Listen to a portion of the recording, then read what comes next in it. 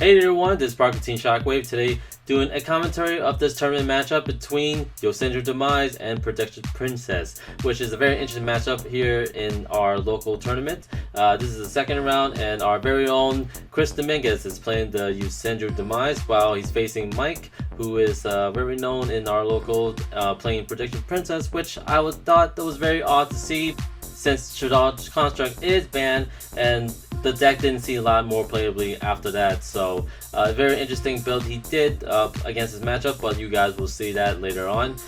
Like I mentioned in my previous video, I don't do commentaries when it comes to tournament, but this matchup was over 40 minutes long, and that's not even including the sighting between. So this is a very interesting match that I really want to put up, but I didn't want to waste a lot of your time when it comes to watching over a 35 plus minute video. As you can see, Mike responded to Chris's second summon of his Yosenju monster by playing Ochama Trio. It's a trap card that gives Chris 3 Ochama tokens, but if that Jamas get destroyed, it'd be burning him for 300 damage for each one that was destroyed.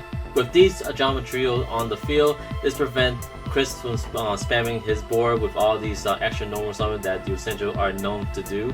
Chris is trying to do some damage so he can activate Karma 3's effect, but Mike did have the Book of Moon to prevent the other Karma monsters from doing damage to his monsters. So this way he has 4 monsters on the field, and then with this kind of build that Mike is doing, he's preventing him to actually summoning more monsters to the field and really restrict his plays as much as possible. So from here, he's gonna attack again, but at the start of the battle phase, Mike is activating the Threatening Roar, again preventing any damage done to him.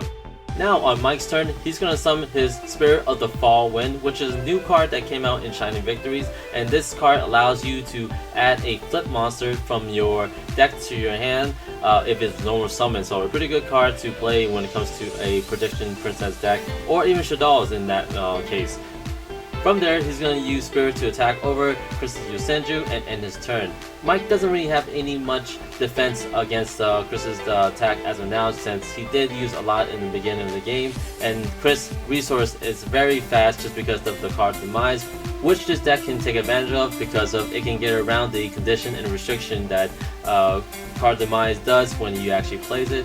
How this works in this deck is that when you first enter your end phase, the first thing that happens is the card Demise effect, where it discards all cards in your hand, and then afterwards your Yosenju's effect will activate to return back to your hand when they're normal summoned during that turn. Like I said before, this is the great way to get around the restriction and condition of playing card Demise, but the only thing that Yosenju can't get around is not doing any battle damage when activating card Demise. But then again, you have a big back row support if you're actually playing the right decks to actually somewhat get around that, but do as much possible to get rid of the your opponent's board.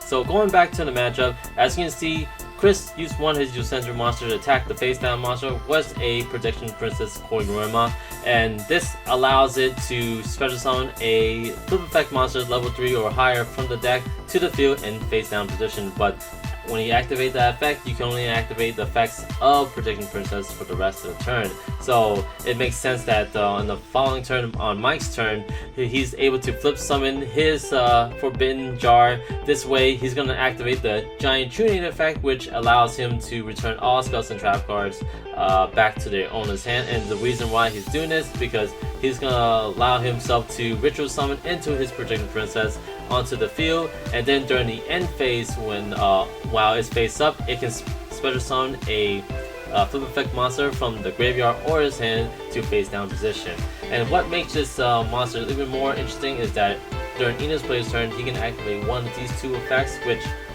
he can put a monster face down or flip a monster face up in any of a player's field. So this is a great way to actually stop crucial plays if you really need to. And also, right now he does have the Forbidden Jar on his side of the field, so he can stop any crucial plays if you really need to, if he sees any danger against his princess. But as you can see, he did see the Karma 1 being summoned, which is going to be a real threat. So of course he's gonna use the his quick effect to put that monster face down, but he's gonna attack with his Karma 2 and using the Karma monster he has in his hand, the Yosenju monster in his hand, he's gonna increase the attack by 1000, giving him a little more 200 attack over his Protection Princess. So pretty interesting way to get around the effects of the Protection Princess. The one thing that Mike could have gotten around his Protection Princess from being destroyed by battle is that he could have just used that Protection Princess effect to flip down the Karma 2 instead of Karma 1. This way that there'll be still 5 monsters on the field, but none of them are Yosenju for Karma 1 to activate the effect to bounce the Protection Princess back to Mike's hand.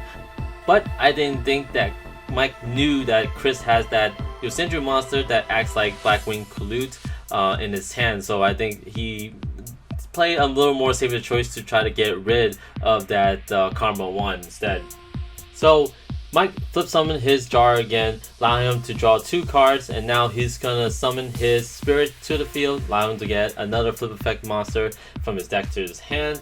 As you can see, he did add the Protection Princess coin monocle, so from there he's in his turn, but unfortunately Dominguez did have the Twin Twister to get rid of his Magic Drain and his Quaking Mirror Force. With no back row support, now Dominguez can summon another monster and try to get rid of the 2 monsters he has on the field, which he did. First using Karma 1's effect to send the jar back to his hand, and then use the other monster to attack over his spirit. The monster that Dominguez just destroyed is called Protection Princess Astro Morgan. This is a flip effect monster that during the end phase, when it's flipped face up, it destroyed all defense monsters on Dominguez's side of the field and burned them for 500 damage. And since he was controlling those Adrenaline tokens, he burned additional 300, so that's basically 800 per monster that was destroyed besides the 2 Yosenju that he had on the field. On Chris' following turn, he's able to spam all these extra Yosenju monsters he has on the field and go for game using the XC summon to get his Lightning Chidori out. Now we're going to game 2, and Mike decided to go first again. Debating on what he has and what he can do at this point, he decided to set 3 back rolls and a face down monster in his turn. Chris tried to start off his turn by playing Tenki, but Mike did have the Magic Drain to maybe try to negate it, and Chris didn't really have any spell cards to actually discard or to fully activate his Tenki's effect, so he had to let it unresolved thanks to the Magic Drain's effect. Now he's going to normal summon his monsters and try to attack over the face down monster, but Mike did have the Booking Moon again to stop the Yosenju from attacking, and now on his following turn, he's gonna flip summon his Astro Morgan and again do the same thing what he did at the end of game 1. So he's gonna decide to normal summon his spirit, searching out for his Protection Princess Konorama. It looks like he's trying to set up for his next play where he can try to special summon that Jar Forbidden to his side of the field. This way he doesn't have to sacrifice 2 monsters to set it, and then hopefully make it survive for the next turn so he can activate the effect to maybe Giant Trinade so he can bring out bigger monster like that Protection Princess he did in the last game. But we don't know really much yet what his plan is, but he is trying to set up something for here. But now with Chris's turn, he's playing the card Demise. He's not going to do any damage, but he can get rid of monsters nonetheless. But he doesn't have any more back rolls in his space to activate any more cards or set any more cards, so he's definitely going to lose something if he's not being careful. But he did activate his Mat Deflector. This way he has 1 entry stop left he can use to set down his last card before going to the end phase. I was surprised that Mike didn't use any of his monsters to attack the face down Yosenjus, but I understand what his plan to do is that he's trying to prevent as much of these additional normal summon Yosenju are known to do, so it doesn't really mess him over in the long run. So as of now, there's not really much that Chris can do besides just playing his pot and then search out what he needs as soon as possible. Hopefully play another card Demise, again searching out what he needs, but he do need a little more space to actually get rid of certain cards. A little reminder about the Quaking Mirror Force that once it's used on a monster, that monster's position cannot change for any reason besides card effects. Now we're in Mike's turn. He's gonna flip summon his Konorama. This way he can special summon that Jar Forbidden that he's really eyeing for. But unfortunately, Dominguez does have the Silent Warning to negate the effect, so now Mike has to go to plan B, and that's basically trimming the 2 monsters he has for the Jar of Forbidden that he has already in his hands. So Dominguez is just checking up his options to see what he can do from this, but does not really think he can do. Now with Mike's turn, he can able to flip summon that Jar, but instead of using the Giant Trunade effect, he's gonna use the Pollock Reed effect to just draw 2 cards and just hopefully just set another monster down, and still debating what he wants to do, set more back rolls or not.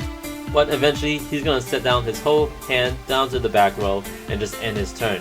From there, Dominguez on his beginning of his turn, he's gonna play the Twin Twister, generating 2 of the spell cards, which Mike has pointed out that they're just all bluffs.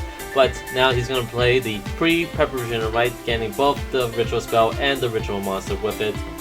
Mike can actually ritual summon that Protecting Princess to the field, but with 3 back rolls that's very unknown to him, he's not going to do it, he's not going to risk it, and hopefully his back rolls could really help him out in the long run. But on Dominguez's turn, he's going to play the Power of Duality, search out for 3, and then put the card Demise in his hand, hopefully draw something that he could really use.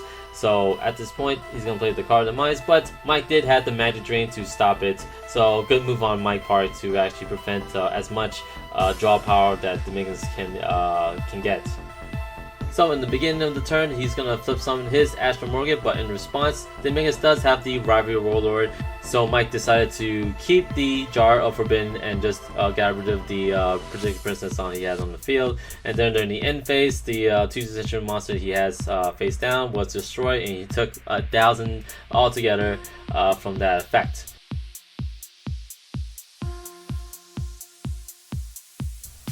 So Mike's gonna switch his Jar into attack mode because he predicted that Dominguez did have the Drowning Mirror Force in his back row, because it was the card that Yosenju deck must play, just because it really does take advantage of that. And since he returned that Jar back into his deck, now he's able to ritual summon into his Protecting Princess to his side of the field, giving him a little more leeway to get around Dominguez's plays if possible.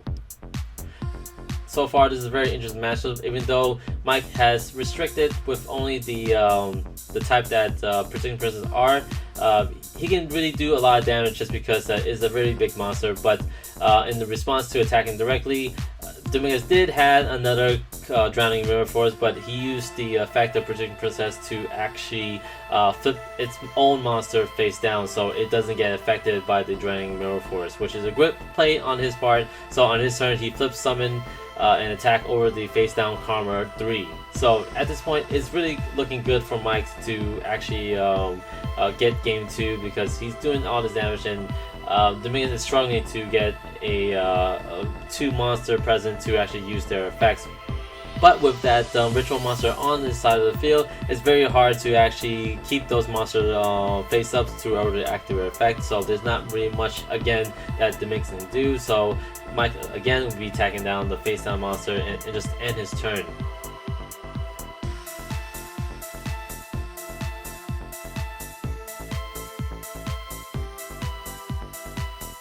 Mike decided to attack directly, hoping this will seal him for game 2, but Dominguez does have the Quaking Mirror Force and the Silent Strike to respond to the Protecting Princess effect, which gives him 300 life points left, which he just decided to forfeit, just because that is very impossible at this point to get game 2, especially when your opponent is still untouched. So Dominguez is starting off his turn by playing a bunch of back rows, summoning his monsters, and playing card Demise. He's gonna lose his Karma 3 since he already did his additional summon, but apparently that's his downfall when playing the card Demise. So now he's gonna flip over his Tenki, which he should have played that before in his first turn, but he did have a lot of people talking to him, so he lost concentration from there. Now he's gonna search out for his Karma 3, and now at this point we're in turns. So basically, Dominguez is the turn player, so he's turn 0 in locals. Turns go up to 3, so and when you go to regionals or even higher events, the turns are going up to 5 instead. So now Dominguez is doing his mass summoning, do as much damage as possible, and hopefully it will be enough to get in the game. But he did attack the face down Kornema. Again, Mike was trying to special summon his Jar of Forbidden, but he did have the Sullen Worm to stop that again. So from there, Dominguez is down to 6,000 and Mike is down to 3,000. Now it's going to be pretty hard for Mike to do some damage like that, what Yosenju just did to him, just because that with this Prediction Princess deck, it takes a lot of time to set up if you did not see that. So he top deck his Spirit, he's going to search out for his Jar, hopefully this will really help him out, and from here, he's gonna play the ritual spell, this tripping the Jar he just searched out for another Prediction Princess. From here, he's gonna he's debating if attacking or not, because he was worrying about if there's gonna be another Quaking or Spirit that be used against him. So from here, he's still again debating what he needs to do, and from here he's gonna just end his turn and hopefully hope for the best for this. And so at the end phase, he's gonna special summon that Jar of Taboo that he just tribute to back inside the field. Hopefully it can really help him out. So Dominguez is gonna do his mass summoning of all these Yosenjus, but upon the second summon of the Yosenju, he's gonna use his Protection Princess effect to flip over that Jar and activate the Regeki effect, which actually a good move on his part. Now we are at Mike's turn, and he needs to do over 3,000 damage to order to win this game. And on the beginning of his turn, he's going to use his Protection Princess effect to flip that Jar back down. But in response, Dominguez does play the Rivalry Warlords.